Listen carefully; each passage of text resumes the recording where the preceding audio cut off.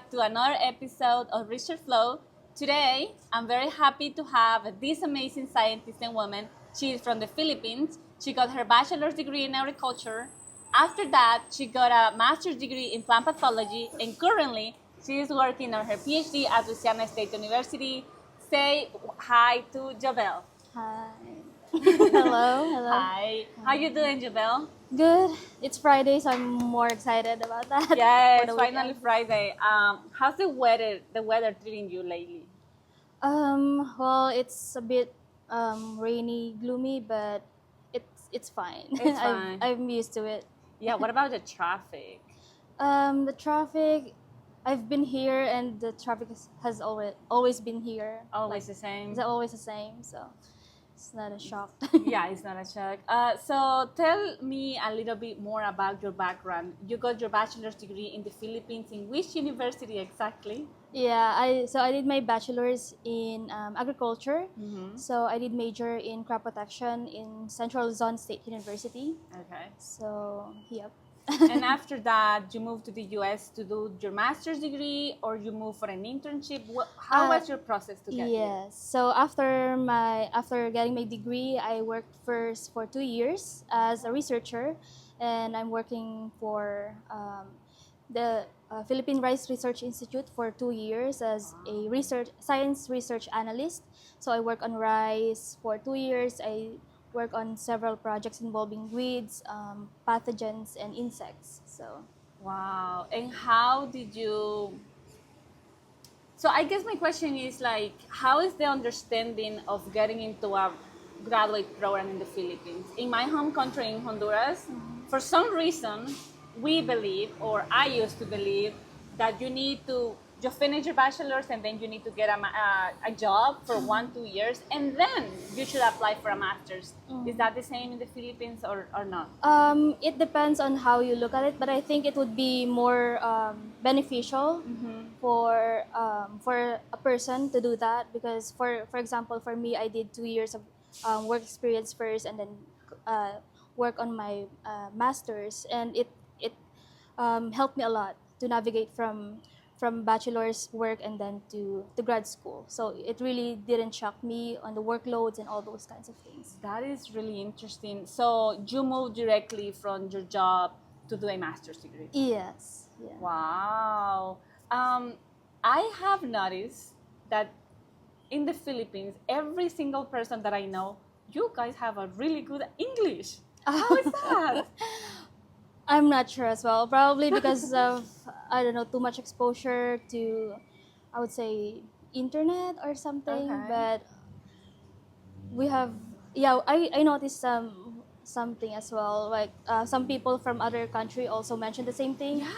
But I don't know. For us, we just like talk this way, and Yeah. I don't know how it differs with other culture, but Yeah, so the education system is in which language in the Philippines? so if that's what you mean, we started since daycare, so that's around like 4 years old. The language is already in English. Oh, So okay, that's why. But we still incorporate our mother tongue, which is the Tagalog or Filipino language in our. So are you from education the, system. let me see, the capital is Manila, right? Are you yeah. from Manila?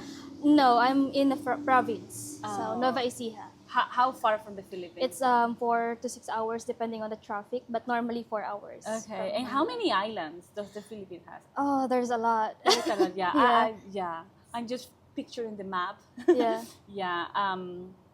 So how was the searching for the master's program? Did you know that you wanted to come to LSU, or you have other universities in mind?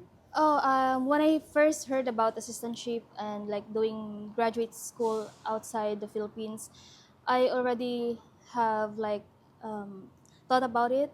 Like I think I'm gonna go on that path, and I did work on my exams already. I even have a notebook that I Oh. listed all the university that I'm interested to apply to, and Well, and as other people have experienced as well, I did a lot of rejections. And there's this thing that really fascinates me until now. Like, I didn't intend to apply in LSU at first, it's not in my list. Oh, Yes, interesting.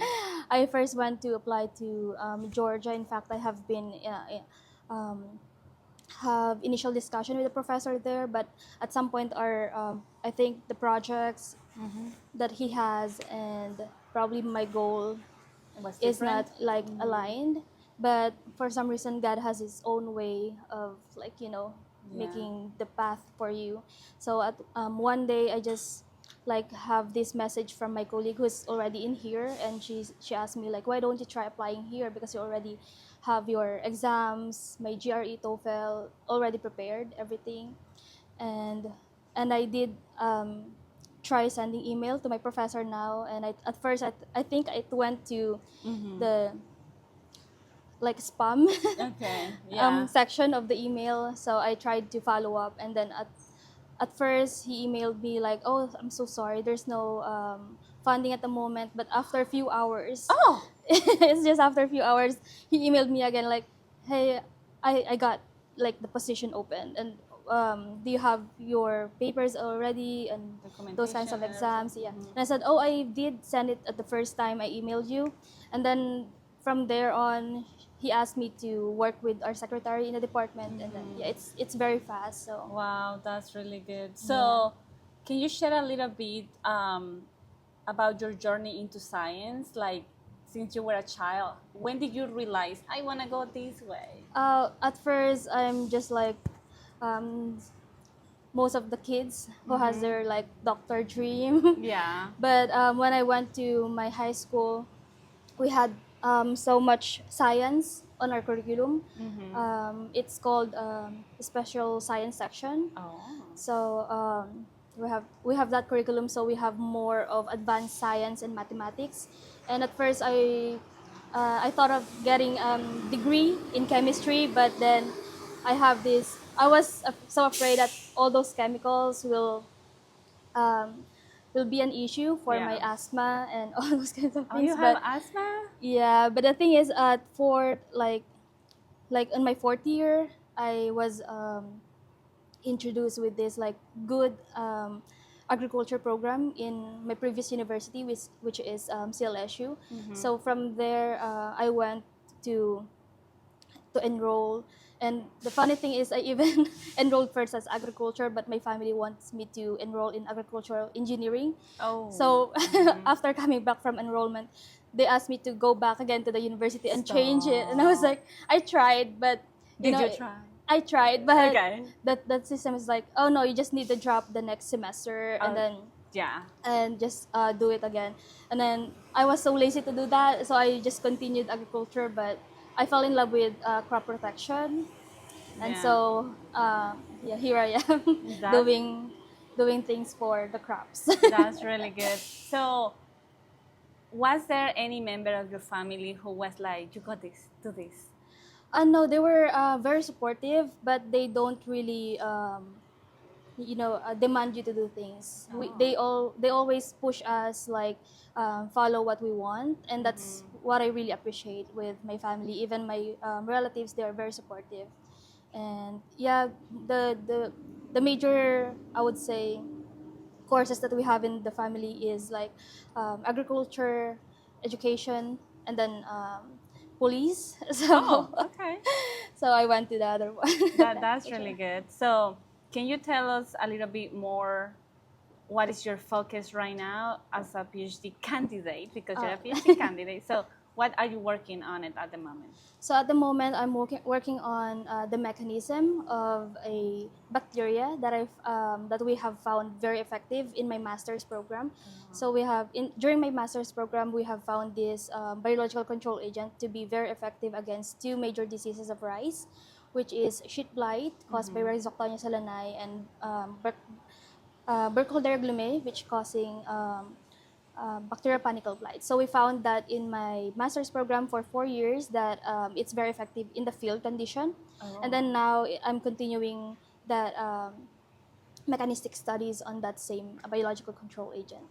That is really interesting. So, do you only have field experiments, or do you also have in greenhouse experiments? Oh yeah, the good thing in my lab right now, we're doing not only lab works but greenhouse and field Wow, that's work. a So very it's really a complete. complete yes, complete setup. That is amazing. And which area do you enjoy the most? Field, lab, Oh, I love all greenhouse? of them, but I would say the field works. Really? Yeah, although it's Interesting.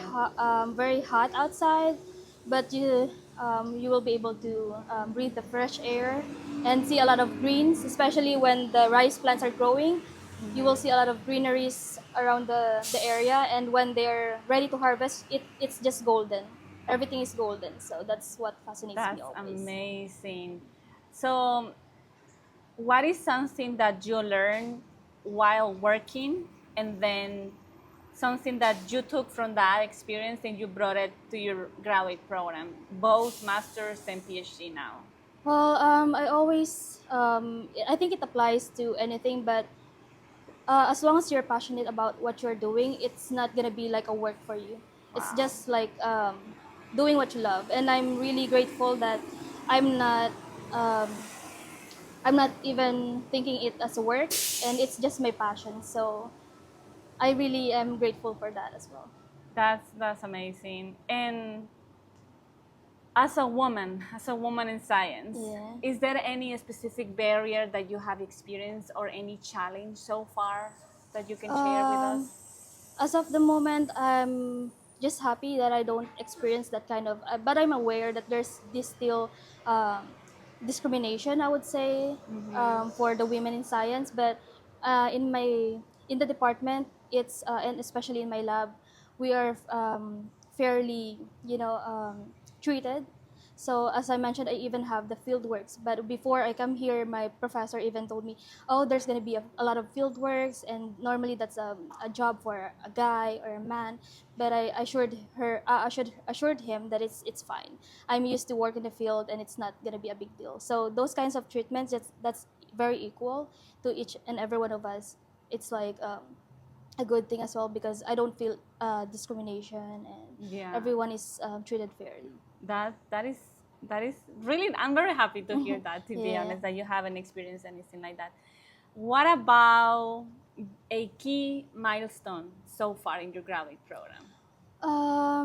I would say probably the leadership training that I got when I took the position of like presidency in a graduate student association. So that helped me as well to strengthen my soft skills because academic it's given. Our professors are like is always there to support us academically and by research that we do. But those kinds of achievements for me it's or I would say milestone is already an achievement for me because it helped me to find my skills in leadership, and I hope that I was able to influence my other members in a good way. So Yeah, and how is like being the president? How was your experience? For how long was how long were you in that position? And how is to be working with so many students, colleagues, and from so many different backgrounds? How was that experience for you? yeah, so at first it was actually my first time to get that kind of like big responsibility. I would say I was half afraid because of it's a really big responsibility, and at the same time I'm very excited. So yeah, working with other peoples from different backgrounds is, I would say, there's a challenge in there, but the thing is I always have these very supportive members as well, colleagues, and well the whole department is just very supportive to the students. So whatever we decide to do by our own, they're just going to support them, whether it is academically or traveling to different states. So yeah. That's really good. So, will you recommend any other graduate student to join this type of activities? To join the bio in the bio department is the biograds. What is called in the entomology We just department? call it PPCPGSA. Which stands for? Plant Pathology and Crop Physiology Graduate Student Association. Oh, okay. Yeah, Very that straightforward. yes, very straightforward. So we were talking about how you have developed your soft skills by being the president of the student association. How important are soft skills in a scientist? Well, as I mentioned, when you apply to a job, it's not always you're gonna be confined in a lab. You should always all the time will be able to share your results to other people. So basically, soft skills like good communication. You will be able to translate what you do to different stages of audiences, like different ages, I should say. Like the ag magic. That's one way of what we do to share what we're doing to the small kids.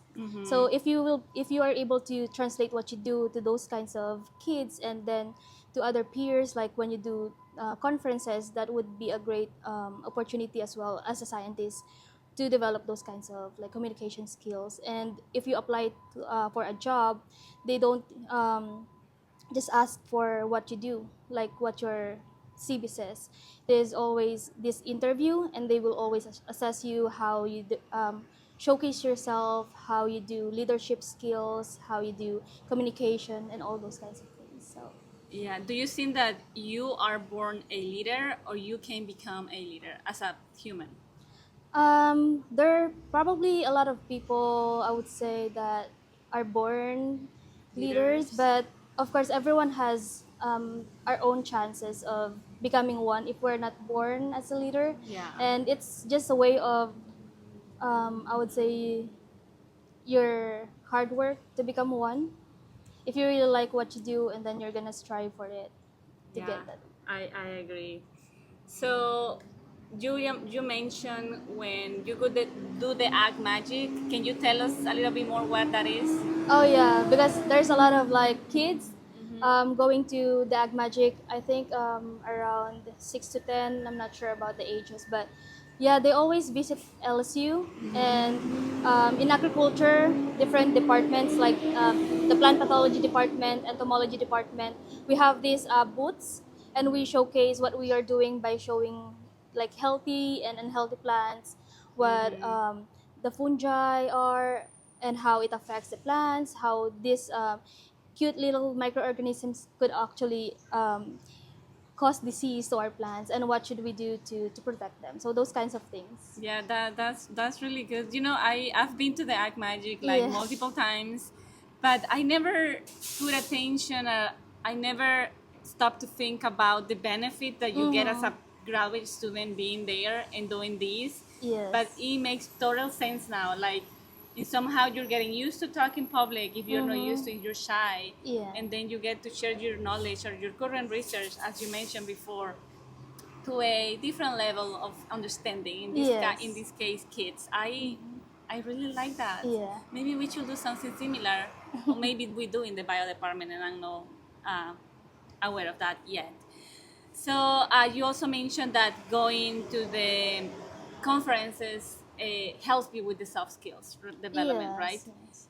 Have you attended any conference? Yeah, so basically we have in the plant pathology department, you could attend many conferences, but we usually attend the APS, or American Pathological Society conference, or plant health meeting. It's actually just finished few months ago around July. Oh, where Yeah. was it? It was in Tennessee this year, but next year it's gonna be in Hawaii. So everyone is so Ooh, excited. yes. Have you been to Hawaii? No, Not but yet. I'm a bit sad because I probably have graduated before that ABS.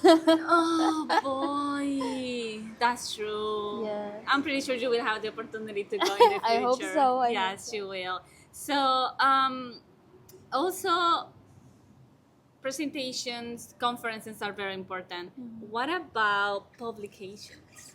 Oh How yeah. important those are in academia from your perspective? Yeah. So when we went to educational trip to Cortiva, we met a lot of like bosses, like the leaders of their own programs there, and one of the key things that they mentioned is the publication. It's because it's one way to show that you can actually finish an experiment. You can actually translate it into a manuscript that would help other people that has the same like or working in the same area as you are. Like it's the way of like updating the scientific community, what have has already been done and what gaps still there for the other people to Yeah, yeah. so I've been looking at your publications over here, and you have a lot. Oh, that's You have a lot. I mean, and I was like, she started publishing so many years ago, and I love it. So my question is, how was the feeling when your first publication came out? It doesn't really matter if you were the first one or Mhm. co-author, but how go back to that time and they told you, hey, we got the publication. What was the feeling?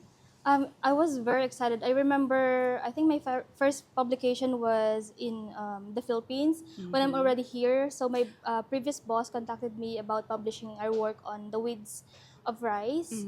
And I was like very excited because all of those hard works that we did, all the brainstormings, it really has now in the paper. So I was just so excited, and of course I feel like happy for the co-authors and felt more like inspired to do the same thing over again. Yes. Okay. And how was the feeling?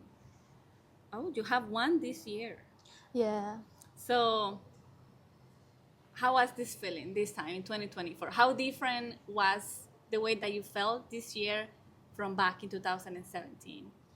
Well, because I for this year that's my like my first authorship, That's and what I mean. it Oh, was like congratulations. really happy, and Mm-hmm. that's one way of like my professor's way of like I think inspiring us more, like giving us how would I say like helping us to be inspired more in our work. So that's not actually an article, research article, but it's Oh, yes. It's in plant health yeah, progress. it is how would I say I forgot the literature Okay. review of seed priming. That's what Yeah. my work on during my Mm-hmm. master's, because I think one good way to put it is that the manuscripts that has like been prepared for my masters, and the same thing with this one is it's in a halt or delayed because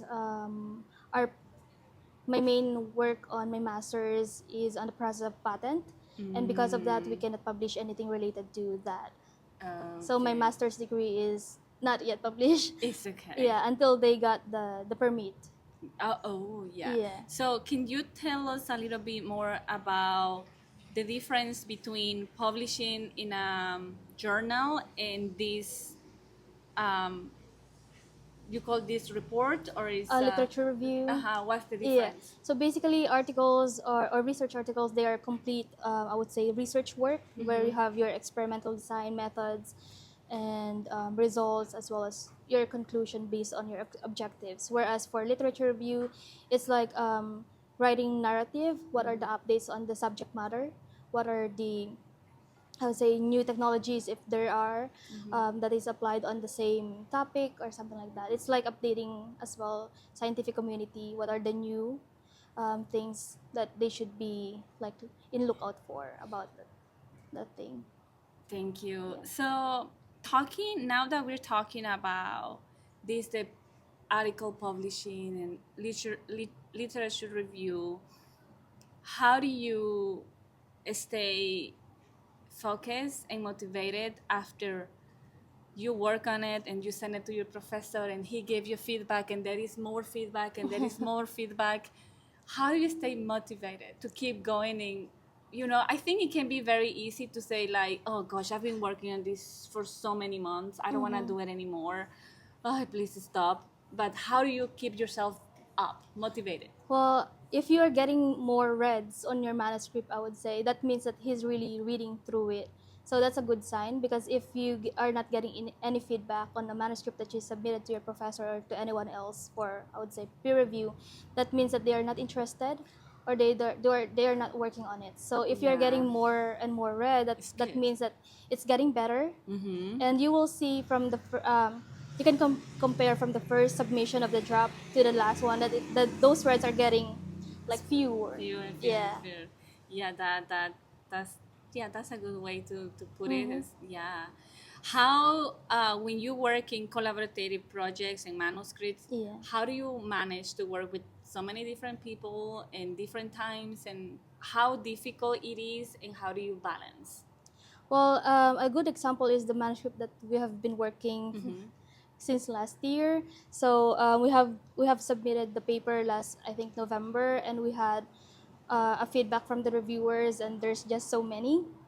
And at first, you will think that it's really impossible to do all those kinds of things with your manuscript already very long. Mm-hmm. But we have this like a big collaboration in the lab, I would say, from different students and research associate, and of course previous students. Mm-hmm. And it's very actually frustrating that you've been working on the same thing, but the reviewers is can still find something to Yeah. they still have something that they wanted to for you to work more on that and it's gonna be so frustrating, but I'm enjoying the process, although I cannot deny that it's very frustrating at the same time. But you will learn a lot of skills along the way, and you will you will also see like I mean you can share the knowledge that you get from other people working on the same manuscript, Mm-hmm. because we are tasked to work on different things on that Mm-hmm. manuscript, and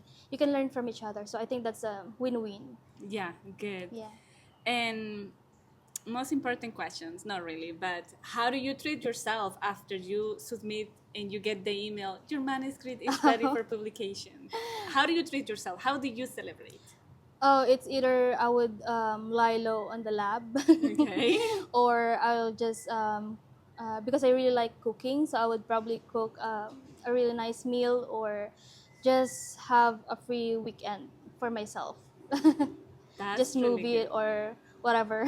What will you cook to celebrate? Of course, Filipino dishes. What is your favorite Filipino dish? I would say adobo. Adobo. Yeah, it's like pork stew. Okay. Yeah.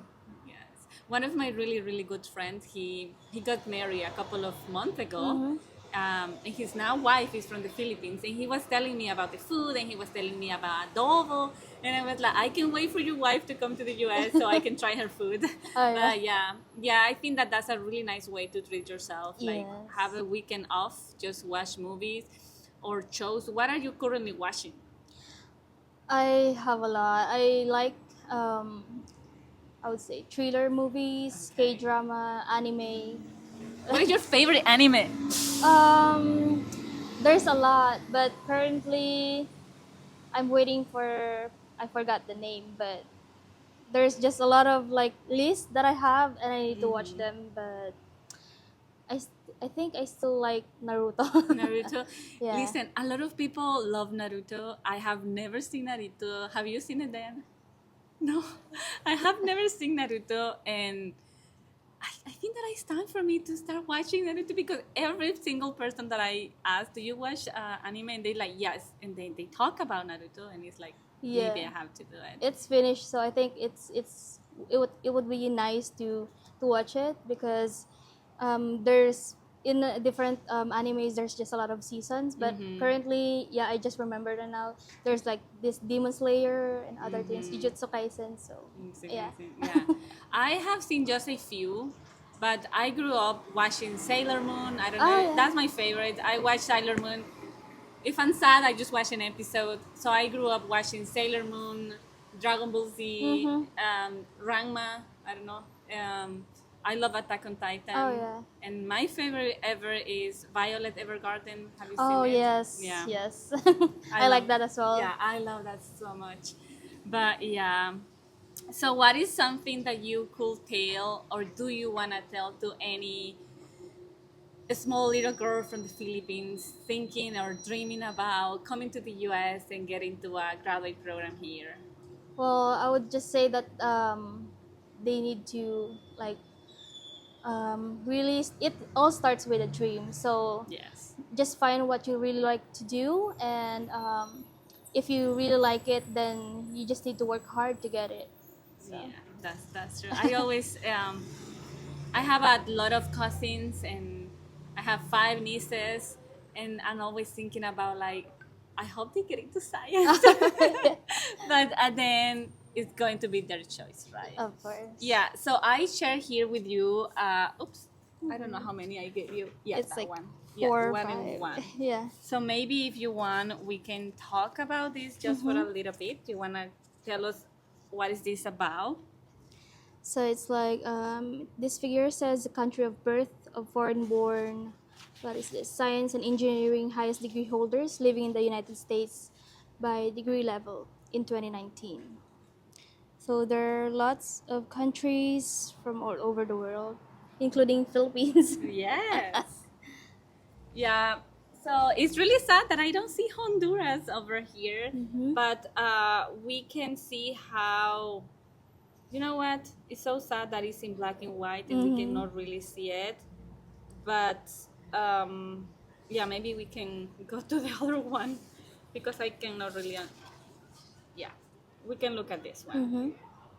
You want to tell us what is this So about? yeah, so these figures that I'm holding. Yes, this I'm going to post it like right here. So this is like a characteristics of the STEM workforce ages from 18 to 74 from 2011 and 2021.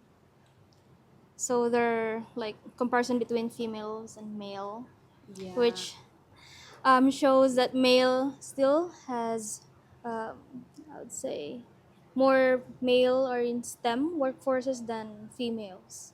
Yeah, so this is a comparison between 2011 and in 2021. 21. So we can actually see the increase of females in 2021, not by much, by 3%. So in in 2011, 32% were females, right, on Yeah. STEM, and out of 221 is 35%.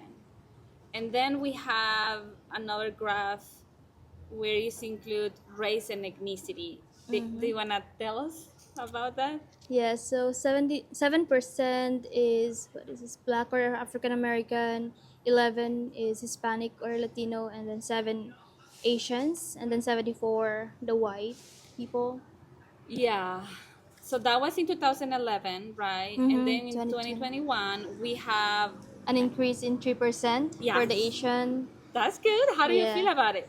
Well, I'm always happy that these numbers says that more for in the first figure more females are, I would say, inclining to work on STEM, and then on the other hand, like more Asian are also like getting to STEM. So that's a good, I think, a win for Yeah, for Asian we people. yes. Yeah, in the Hispanic or Latino, we can see an increase of 4%. 4%, Yeah. which is also really good. And then we can see for the Black or African American an increase of 2%, Yeah. from 7 to 9. So I think that this makes me smile. Yeah. It's really good. I wanna see about the payment, about the salary wages. Oh yeah. I don't have it right now, but I think that this is really good statistics that make us to think about where science is going and how we're doing as a country and as a females, and Yeah. how important empowering our communities and also all the females and women out there, how important that is. Well, I think those salary and wages, it depends on, for sure, like the degree level Yes. and how important your job is in a company, or but still in the Philippines, in my country, it's still very very low. Really? Yeah, so that's why I think most of the people that has like their degrees, if not just in STEM but in other um, like areas, well, like nursing, they're coming out from the Philippines, like going to a more developed countries like here the United States, because they are paid better, paid in a way that it really matches what they are working on, as unlike in, it's very sad, but unlike in the Philippines, they're underpaid, like Yeah. majority of the, yeah. Yeah, it's exactly the same in Honduras. You know, like I just look around my friends here in LSU, or I have multiple friends in different universities. it's the same here in the US, Europe, and you are like, I wish our countries were like supportive enough and pay fair salary so we could go back.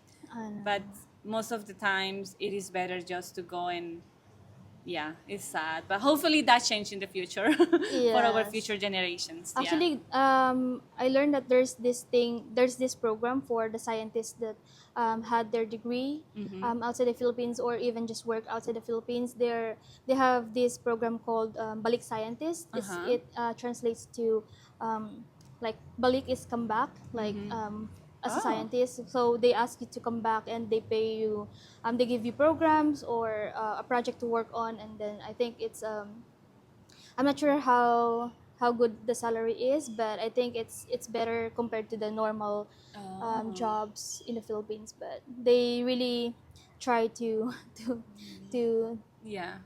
to get those scientists back from the Philippines. I wonder if any other country has those kind of programs, which is really interesting to Yeah. be honest. I really like that. But then you get back like, oh, I'm getting used to living in the US. Oh, I like the community here. Oh, I have my friends. Oh, the opportunity for my future kids. So Mhm. there are so many things that you need to take into Yes. consideration, right? Yeah. So how do you feel so far? Oh, well, I'm really happy that I'm doing this, although I'm not really a person to always go in front of the camera. It's okay. But I appreciate. I'm having so much fun. Thank you for being here Well, again. thank you too. Yeah. So right now, how familiar are you with Reddit? I'm not really, but yeah, there's just a lot of like comments and all Yeah. those Which things. social media are you most Right now, I'm more on Twitter or X okay? because I'm looking for a postdoc position or whatever position. There's just a lot of scientists that post there Mm-hmm. about openings or whatever, sharing some results. So Yeah. So you're graduating pretty soon, right? yes, hopefully May next year. Oh, Dr. Bruno. How do you feel about it? Well, I'm a bit excited, but still, it means that I need to be faster on my work. So there's still more work to do, but I need to finish them. In your department, do you have like I mean, you don't. You have specific requirements prior graduation, but do Yes. you also have any amount of publication that you have to have before graduating? No, but in our I don't think so. Like Okay. as for the publication itself, but in our lab for a master's program in my current lab, you should have at least one Okay. publication, and then for PhD, it depends It on depends you on. how productive you want to be. Okay. So do you know what do you want to do? Like, do you want to be Dr. Bruno and have her own lab, or you want to go to the industry? Well, I'm open for both opportunities because, as I mentioned to my professor, I really enjoy mentoring. I really also like writing. Oh. Yeah, and but probably at the moment, if I have an opportunity in industry, I think I would grab that first because yeah, I just realized that they have more work and life balance than Oh, in interesting. academia, but I'm still not sure because I don't have the experience yet, and I went in my previous job. It's in government, so Oh. I still don't have any idea for the industry. But for academia, I know it can be very competitive and stressful. Um, it depends on how I would say passionate you are in what you do. Yeah, and also as international students, we also need to think about all the paperwork I know. that you have to do, and it takes time. Yes. And yeah, but I feel like being an international student in the US is always something to do. Yeah, yeah. There is always a new challenge, but it's worth it, right? I hope so. Yes, it is. You're doing amazing. How often do you go back to the Philippines? I just went back from in 2022 Mm-hmm. after 4 years of being here. Because of the pandemic, it's very challenging to go Yeah. back. So Do you have fun? yes, it's very short for like less than a month, Less but than a month. yeah, I need to go back Wow. Yeah. so And fast. how long was the fly and the whole Oh, it trip? depends. If you pay more, it can be like just 24 hours to 25 hours. Just 24 hours. But for cheaper ones, it can be up to 32 hours.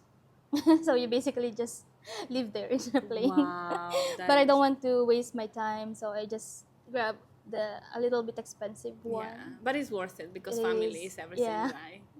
Yeah. Okay, so are you okay reading the Oh, sure. Reddit post? Yeah, Mm-hmm. so the title says Looking for Stories from Bad PhD to Successful Career Post PhD. So the manuscript says context, our paper got rejected by a Q1 journal. This is our third rejection within 4 months.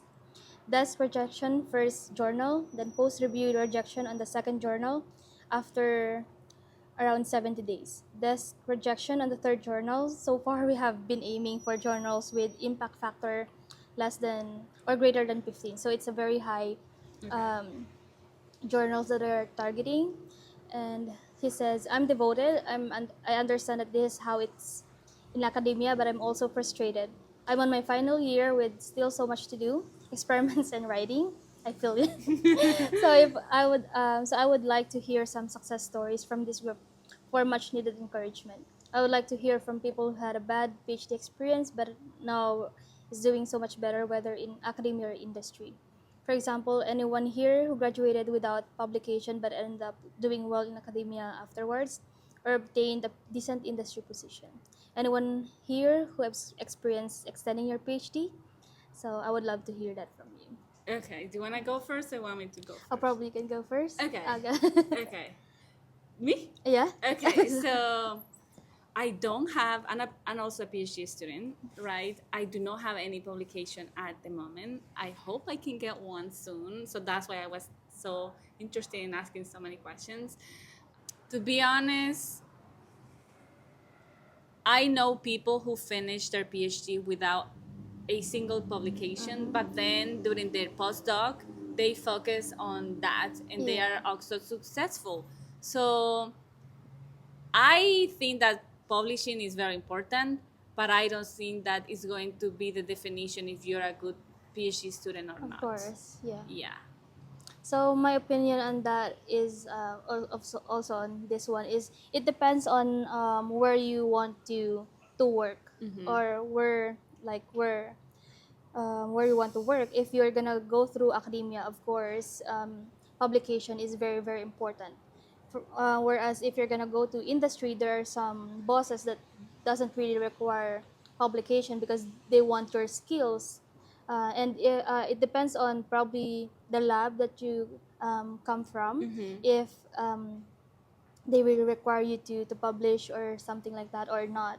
So as I would say, if you're aiming towards academia, it's really an important thing to do, publish Yeah. whatever your work is. And it's also gonna be important for you as well because you have um, your manuscript that translate what you really worked on during your entire PhD. It doesn't really matter if it's a publication because some people do like an app as a way of like probably in engineering they have these apps that they work on something like Mm-hmm. that. Um, so if but I think if you're in science or something in plant pathology, I think it's necessary. But if you really doesn't have the chance to publish, I think you need to find a job that doesn't really look for a publication as one of the requirements for the application. Yeah, I totally agree with that. But yeah, I think it's also comes down to like your skills overall, like how will you navigate your future work with them, how how good you are in like collaborations. That's why soft skills is really important, how you do well in collaborating with other people, in your colleagues in the lab. So it's not just the publication itself but Yeah. your interpersonal relationship, I Yeah, would say. I think that what this person is experiencing is very normal, It is, right? yeah. I know how difficult is rejection. Of No one course. wants to get any rejection in life in general. So Mm. someone told me one time rejection is a very normal thing, especially in academia. Mm-hmm. You are always going to get a not. Oh, this is not good enough. Oh, you need to improve this. But this person also told me, Uli, every time that you apply for something or you're doing something, that requires an answer for the other part, Yeah. there is always no. You have the no guarantee. So fight for the yes. So I think that this is what this person has to keep that in mind. Rejection is very normal. It Mm-hmm. happens, and we just need to keep trying. And we love what science. So if Mm-hmm. you said this before, if you love what you're doing, you're in the right place, I guess. Yes. But yeah, thank you for sharing your thoughts on this. And right before we close this episode, is there anything that you want to share to any other PhD candidates that are about to graduate, and anything that you want to share to them, and also anything that you want to share to anyone in the first year of PhD? Probably, I'm gonna go first for the first years Good. to PhD student. Yeah. Well, I think the best advice that I can give is just enjoy the moment. You're in the beginning, so don't feel pressure. I mean, the pressure is always there, but don't pressure yourself even more, and because and don't compare yourself with other people, with the person's experience. You're in the first stage, so don't compare the others person is stage 11 to your first stage, because at some point you're gonna go there, Yes. and you just need to enjoy your moment, every steps, and get as much knowledge as possible while going to that stage, because everyone, it's just one direction. It's just a matter of bumps or something like I that, but love it's that. just one direction. Eventually you'll go there. You will not time flies so fast, so eventually you're gonna go there. So, and you will look back if you really was able to get all those knowledge or skills, you will not have any regret. So don't take it for granted, those I would say hitches or pauses. It's fine. Everyone also experienced that, but don't take those times for granted. And Yes. for my fellow PhD candidate. PhD candidates, I Yay! Ang mean, noto. we've been we've experienced a lot of things, and we've, as long as we we strive, and we're almost there, so don't lose hope.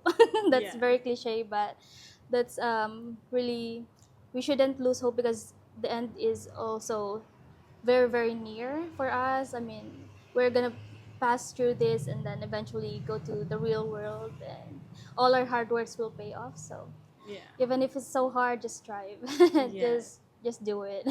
Yeah. Thank you. Thank you Yeah. so much. And I just want to say I'm very happy for you. Thank you I'm so very much. proud of you. I remember that we met back in 2019, I believe. Yeah, I think I so. was doing an internship and I just saw you, and now you are about to graduate. Yay. And it's so nice to see people that you met, like, even just briefly, right? But then you see people succeed. It's Mhm. just, it's a good feeling. So Yeah. I want you to know that there are so many people who are very proud and are following your job and Thank your you. research. And I know that you have an amazing future ahead of you right Thank there. you. It's coming your way pretty soon, and I'm very happy and excited. And I also know that either way, if you go to academia or if you go to industry, we're going to hear big news from you. I'm pretty sure. Thank you. And yeah, I think you'll get there soon, pretty soon enough, so don't worry. Yeah, I'm planning on taking my general next Oh, March, see? April. It's very So, soon, oh so you're gosh. gonna be a PhD candidate too as well. Yeah, hopefully, hopefully. Well, thank you so much for being Thank here. you as well for inviting me. This has been a nice experience, and yeah, I enjoyed our talk as well. Nice. So, thank you everyone for spending this time with us and getting to know PhD candidate Jobelle Bruno. Remember, we are building this community where we support each other as a graduate students. And yes, just don't forget to click that button, like, and follow us. And see you next time, next week. Bye.